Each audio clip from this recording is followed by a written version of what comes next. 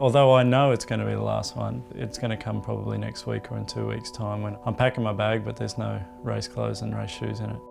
Even though I'm telling myself it's different, it feels pretty normal just to be here riding my bike.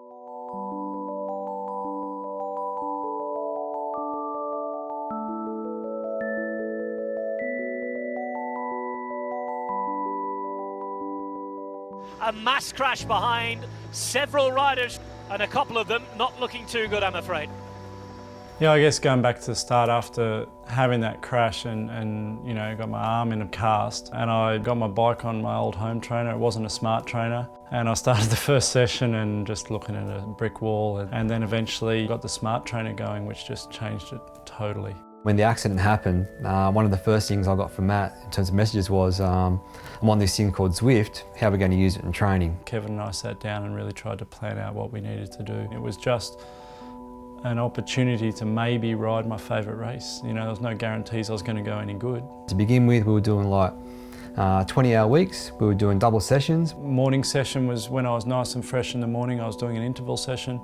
And then in the evening, trying to find a group ride or do more general riding, just a bit of a constant power, a bit more endurance. And obviously also the heat training by just being indoors. I don't think at the start I even had a fan, so I was really giving it to my body by sweating tons. And you're in your own garage, but how easy it was to get off if there was nobody around.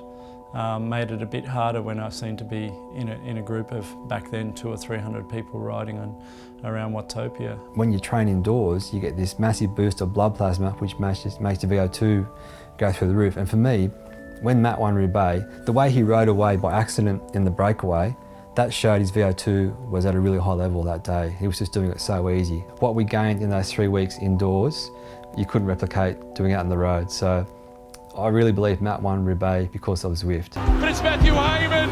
It's an early birthday present. Hayman holding on. Matthew Hayman wins.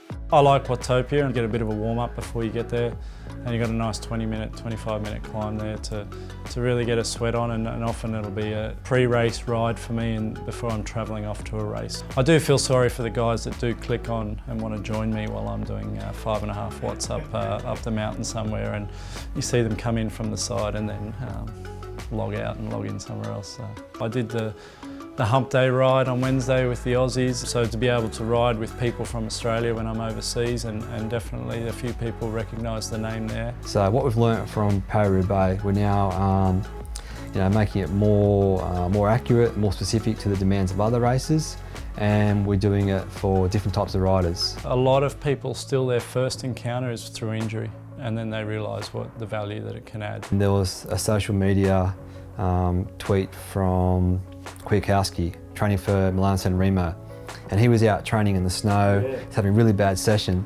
Almost at the same time, Kayla was indoors training on Zwift, and I kind of laughed at it and I thought, I know who's getting the better session today. For me, that really sort of showed the two sides of the side of the bike that has accepted Zwift and to train indoors, and those that are still catching up with it. My wife probably won't like me mentioning this, but when I was on Zwift and after Roubaix, she rode up until 2 days before birth on Zwift with twins in the stomach, and it was just really nice to see her still being able to do some exercise in a safe environment.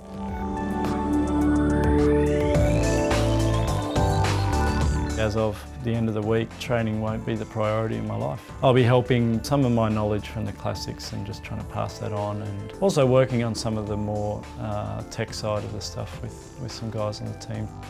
That has been the final move of Matt Hayman's career, helping the team all the way through. Such a selfless rider, Phil. He's had a fantastic career. Matthew Hayman, chapeau.